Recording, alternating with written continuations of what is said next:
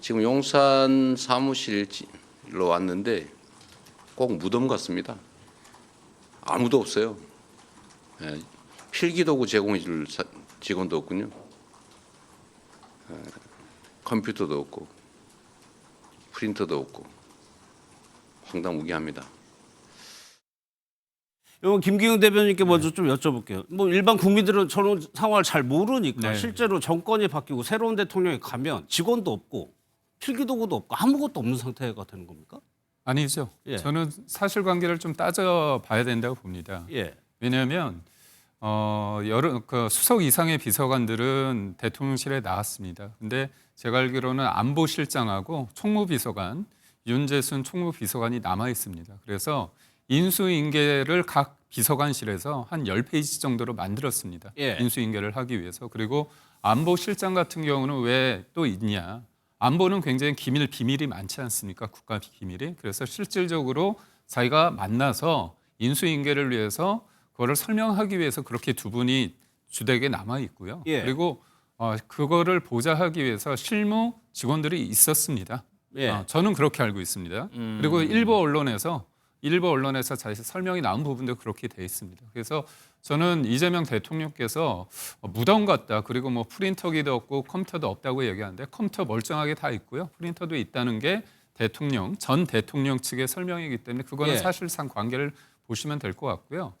저는 왜 대통령께서 무덤 같다는 표현을 쓰실까? 저는 그 단어 선택에 있어서 본인이 하셨기 때문에 저는 그 의도에 대해서는 모르겠지만 예를 들어서 뭐 협조하는 사람이 별로 없었다. 뭐 예. 컴퓨터도 없다. 뭐 빈집 같았다. 그 정도까지는 제가 이해합니다. 그런데 무덤 같았다는 그 어떤 표현 자체가 어떤 의도를 가지고 있는지 잘 모르겠지만 제가 예. 받아들일 때는 뭔가 기존의 대통령실에 있는 그런 분위기는 뭔가 국정의 연속성을 말씀하시지만 뭔가 죽은 권력이고 뭔가 그렇게 약간 딱 나쁜 이미지를 좀 씌우기 위해서 표현이 좀 그런 거 아닌가? 저는 예. 개인적으로 그렇게 말씀을 드리고요. 실질적으로 그렇습니다. 과거 정부 관례와 관련 규정에 따라서 적합하게 이루어졌다는 게 예. 그러니까 윤석열 정부 측의 대통령 비서실에서 일했던 관계자가 언론 보도를 통해서 입장을 밝힌 게 있습니다. 그리고 예. 앞서 말씀드린 것처럼 비서관실별로 인수인계서를 만들었고요. 그게 예. 한 10페이지 정도 됩니다. 그리고 대통령 기록물 관리에 관한 법률에 따라서 모든 조치를 취했다. 예. 이게 입장입니다. 그게 전 대통령실 측의 주장입니다. 네, 하지만 박찬대 오늘 원내대표는 반드시 책임을 묻겠다고 강조를 했습니다. 강유정 대변인의 얘기까지 한번 들어보겠습니다. 지난 정부는 업무를 인수인계할 직원도 두지 않고 사무실에 컴퓨터, 프린터, 필기 도구조차 없는 무덤으로 만들어 놓고 나갔다고 합니다. 저는 지난 5월 19일 선대위 회의에서 빈깡통 대통령실을 만들지 말 것을 분명하게 경고했으며 이는 범죄 행위로서 반드시 책임을 묻겠다고 했습니다. 민주당은 결코 좌시하지 않을 것이며 이러한 지시를 내린 자에 대해서는 반드시 책임을 물을 것입니다. 취임식 첫날 대통령실은 물리적인 업무 불능 상태입니다. 업무 및 인적 인수 인계는커녕 사용 가능한 인터넷망, 종이, 연필조차 책상 위에 놓여 있지 않습니다. 이재명 대통령의 1호 명령인 파견, 전입 공무원 전원 복귀 명령 조치 결과 대부분의 인원이 내일까지는 복귀 예정입니다. 대통령실에 근무했던 직원분들은 대부분 업무 복귀해 조금씩 일할 수 있는 기반이 마련되고 있습니다.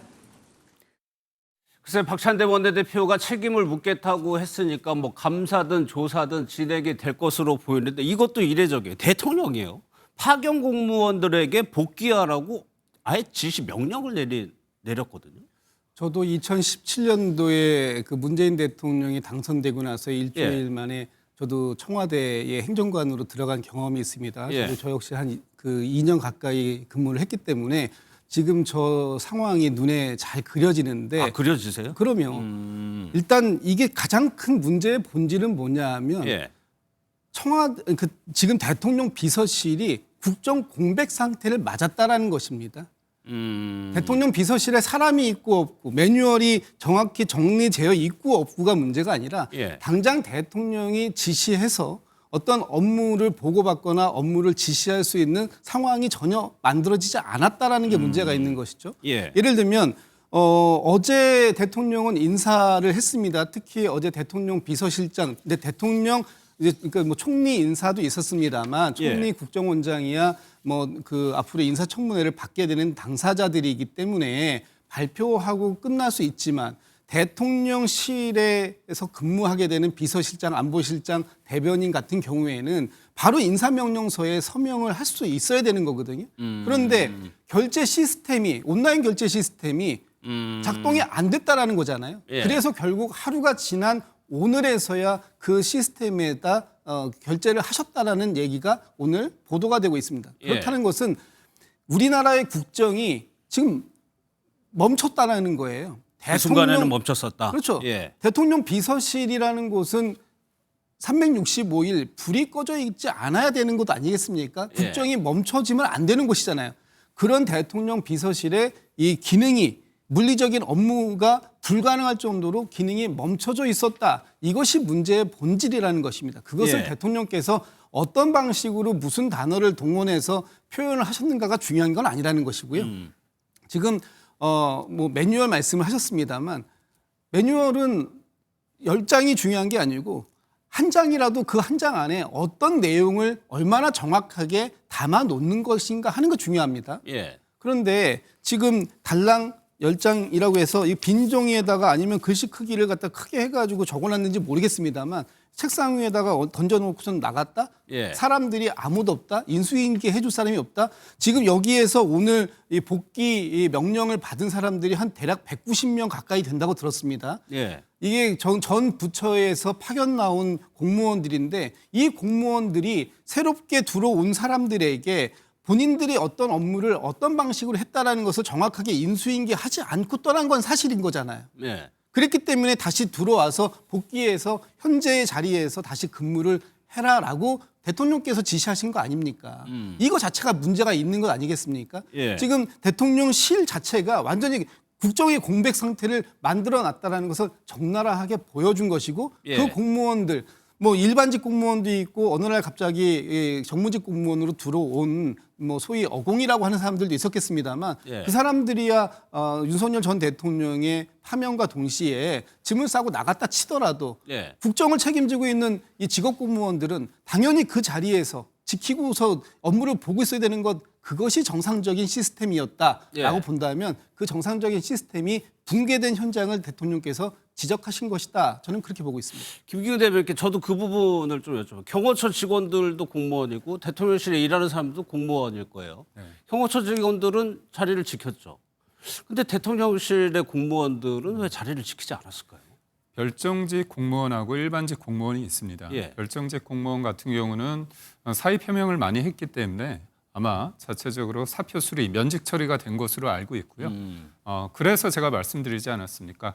각 비서관실별로 예. 인수인계 관련해서 관련된 자료를 만들어서 총무비서관한테 전달을 했고요. 총무비서관이 그거를 전달을 한 거죠. 거기에서 예. 만약에 요즘 뭐 휴대전화 있지 않습니까? 문제가 있어서 하면 나오라고 해가지고 할 수 있는 거고요. 나오라고 전화를 한다고요? 아니 거기서? 전화를 해서 물어볼 수도 있고 그리고 예. 또 제가 말씀드리지 않습니까? 지금 이게 제가 오해의 여지가 있다는 게 컴퓨터도 없고 프린터기도 없고 다 has고 뭐 인터넷망도 다 끊어버렸습니까? 다 있는 겁니다. 예. 있는 거기 때문에 결제를 해가지고 정식 절차를 거쳐가지고 다시 나오게끔 하면 되는 겁니다. 근데 예. 이걸 가지고서 뭔가 방해를 하기 위해서 뭔가 국정이 중단시키기 위해서 이렇게 한다 이런 식으로 굳이 이렇게까지 할 필요가 뭐가 있습니까? 그래서 저는 예. 제가 만약에 윤석열 대통령실 근무하는 대통령인데 별정직 공무원이었다고 한다면 예.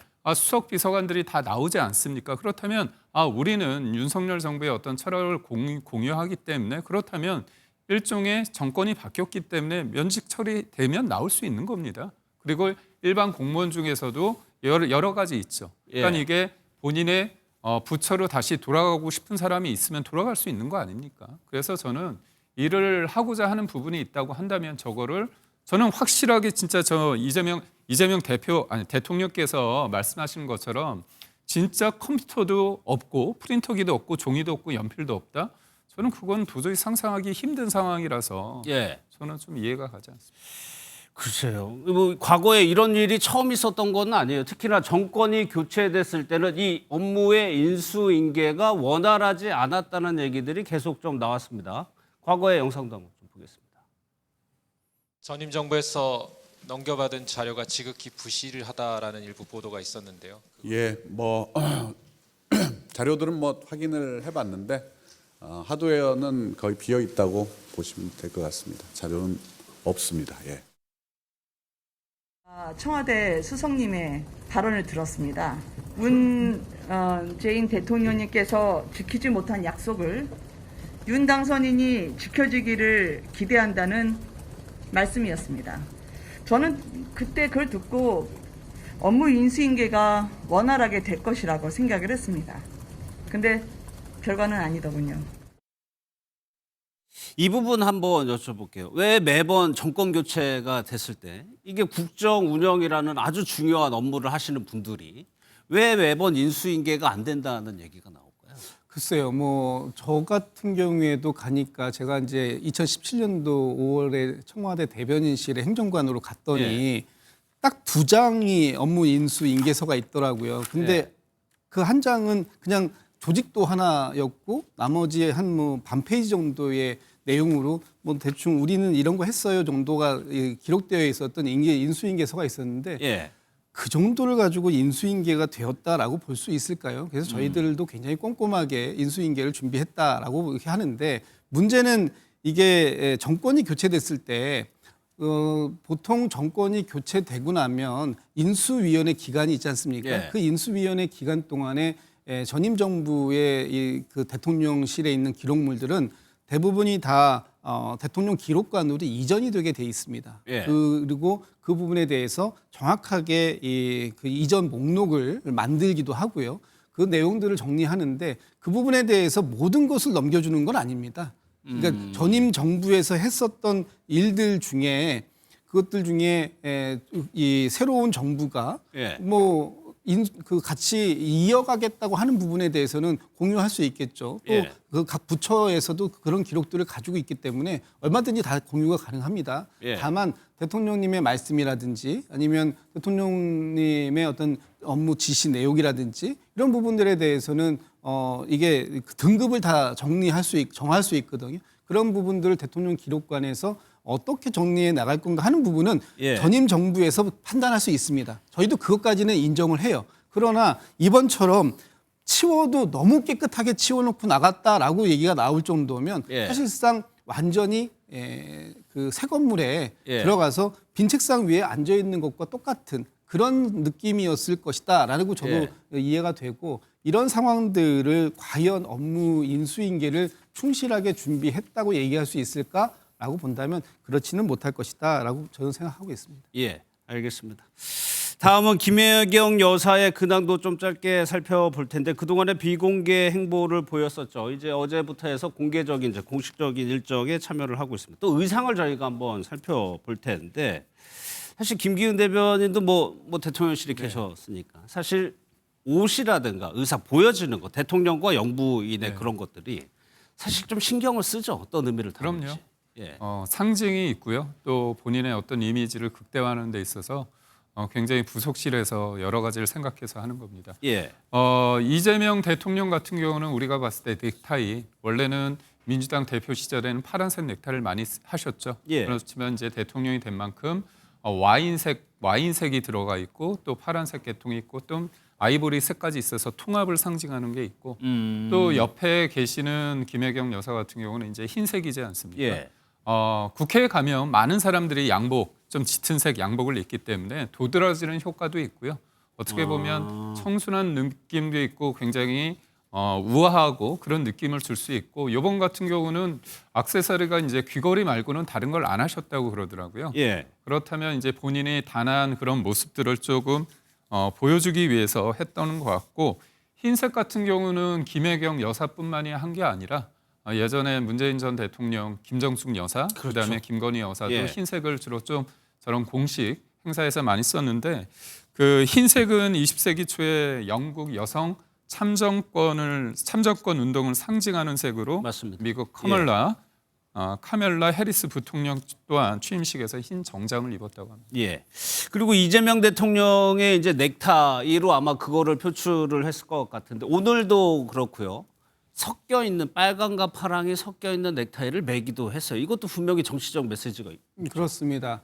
일단 뭐 정치인들 아니면 정치인의 가족들 안에 뭐 다 포함해 가지고 예. 어떤 이 복장에는 또 프로토콜이라고 하는 부분도 정리가 되어 있는 게 있고요.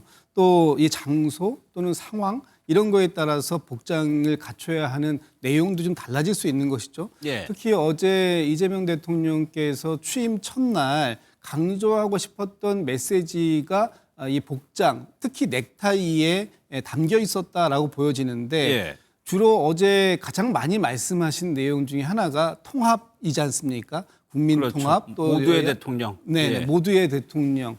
그래서 나온 것인데 뭐 지금 이 넥타이가 주로 저도 이제 뭐 오늘은 색깔이 좀 파란 계열에 약간 붉은 계열들을 좀 넣었습니다만 예, 저도 좀 선택해서 왔습니다.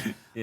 저희가 그동안은 각 정당이 상징하고 있는 색, 특히 예. 선거 기간 중에는 정당이 상징하는 색의 색을 입고 넥타이를 매는데 예. 심지어는 연예인들도 그 본인이 의도하지 않고 입었던 무심결에 입었던 옷의 색깔 때문에 또 이렇게 오해를 받기도 했죠. 하는 예. 상황들이 생긴 것만큼 이 선거 기간 중에는 굉장히 그런 부분들에 많이 되는데 어제 같은 경우에 이제 선거가 끝나고 새로운 이재명 정부가 출발하는 부분에 있어서 예. 모든 색깔을 수용하는 그래서 빨간색을 상징하는 국민의힘이든 파란색을 상징하는 민주당이든 아니면 다른 제 정당의 노란색, 초록색, 뭐 주황색 여러 가지 색깔들이 있는데 예. 그런 모든 것들을 다 녹여낼 수 있고 또 하나로 만들 수 있는 하얀색까지 포함되어 있는 넥타이. 어제 넥타이를 4번인가 갈아매셨다고 합니다.